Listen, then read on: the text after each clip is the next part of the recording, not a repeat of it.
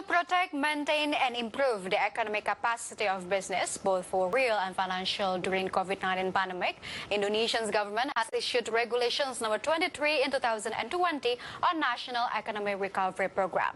A number of ways have been prepared by the government in the regulations. To get a clearer information about this recovery program, let's check the series of these graphics. Here it is. We can see the methods of the Economic Recovery Program. That is divided into fourth program. First of all, the state capital participations. And the second one is that the government's investment. And the third one, which is the method, is by placement of funds. And the last one is the government's guarantee. And as one of the regulated methods, the government is allowed to conduct state capital participations for SOEs affected by COVID-19 pandemic.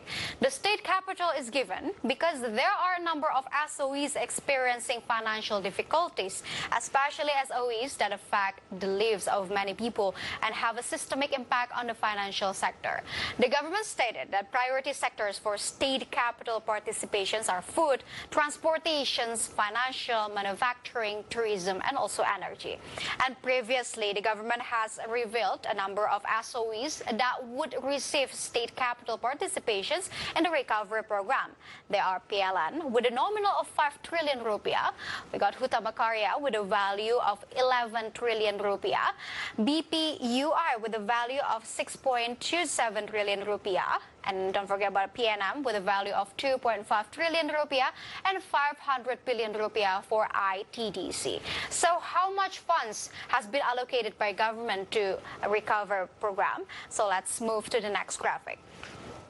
Through the next graphic, we can see the budgets of Indonesia's government that has prepared for the economic recovery program budget. First of all, the first phase goes to April 2020. Within the budget, only 150 trillion rupiah. And moving on to the second changes in May 2020, the number goes double by 318.09 trillion rupiah. And there was a third changes in June 2020 to be 669.7 trillion rupiah. And then the fourth change that happened on August 2020, it went to be 677.2 trillion rupiah. And this is the fifth changes in June 2020, which is the lastest, by 686 trillion rupiah. Due to a super large amount of program budget, President Joko Widodo called on various parties to oversee the use of the National Economic Recovery Budget, including Indonesia's Audit Board and the Corruptions Eradications Commission. Jokowi emphasized that the effort to prevent misuse of the budget must be put forward, and various potential problems related to the budget use need to be constantly reminded. Furthermore, Jokowi requested an early warning system for the process of using budget for handling corona and also national economic recovery. He also wants the governments of the use of corona handling budget and national economic recovery to run well, and its distributions is on the target.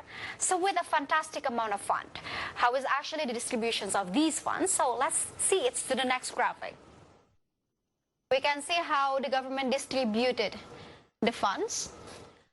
So here it is, Economic Recovery Program budget allocations. First of all, it's for the SME by allocating 123.4 trillion rupiah. And the second one goes for the corporate financing by providing 44.57 trillion rupiah. And then we got healthcare that government has allocated for 87.55 trillion rupiah. And also social protections for 203.9 trillion rupiah. Not to mention about the incentives that given by the government by 120.6 trillion rupiah. And also the ministries and regional government by 106.11 trillion rupiah. In a virtual coordinations meeting, Finance Minister Sri Mulyani reveals that the rise in national economy recovery budget. The minister admit that one of the high contributor is the healthcare sector allocations that rise to 87.5 trillion rupiah from the previous budget at 75 trillion rupiah. She also said that there are some tax incentives in healthcare sectors which are related to the emergency conditions. Not only healthcare, the other high contributor came from the budget for social allowance, which is currently targeted to reach up 29 up to 30 million people. In the same time, the government also added budget for corporate financing and assistance to the ministries or institutions and local governments. With the allocations that had been set, how actually the implementations will be carried out by government. In the next graphic, we will show you the examples of the program implementations. Here it is, the supply side in economic recovery program. First of all, we can see there will be credit interest subsidies for SMEs, as government is putting more effort to the SMEs nowadays. And then the second one is that funds placement in anchor banks. And the third one is that government is working on the working capital guarantee for SMEs and non-SMEs, and not to mention about tax incentives.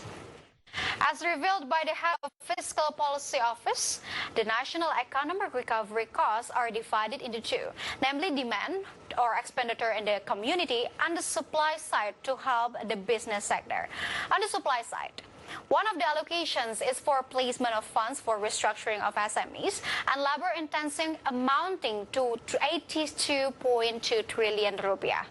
The regulations number 23 in 2020 stated that the government can place a number of funds in anchor banks as well. The funds will be supporting the liquidity for credit or financing restructuring and or provide additional credit or working capital financing to micro, small, medium enterprises and cooperatives. Meanwhile, funding is sourced from a state budget, which originates from the issuance of government securities or bond purchased by Bank of Indonesia on the primary market. As the post-pandemic economic recovery program is carried out, how significant is the effect of the pandemic on Indonesia's economic growth? Some institutions have issued their projections. So let's check it out.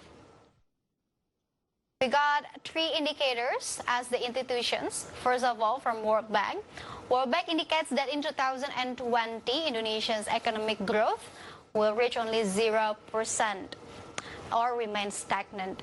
And then in 2020, it would recover by 4.8%. While the other institutions, so-called IMF, projects that Indonesia's economic growth in 2020 will only reach 0.5%.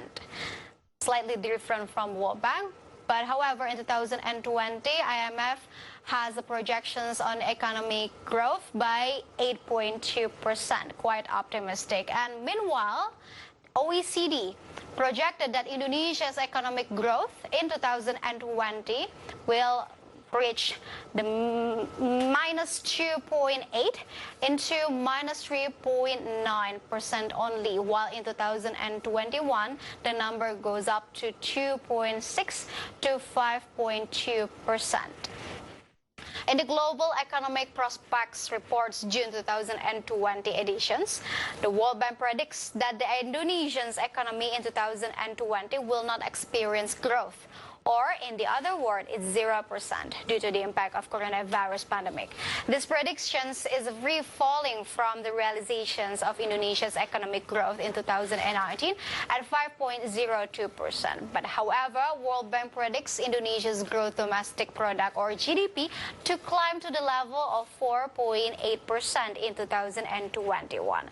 The World Bank explained that the slowdown in economic growth occurred because of the regional quarantine policy or lockdown to prevent massive spread of the coronavirus. The lockdown, which was first carried out by China and spread to various countries, caused sharp contractions in the economic activity and drastically changed global markets, including Indonesia, which is still quite dependent on the commodity exports. Previously, Finance Minister, along with the Bank of Indonesia, the Financial Services Authority, and Indonesia Deposit Insurance Corporations estimated that Indonesia's economic growth would only grow 2.3%, or even the worst case scenario, it would hit minus 0.4%. So we hope that all aspects of the recovery program's objective will be achieved and deliver a very positive impacts to the national economy. And stay tuned to market headlines because we will be right back after the break.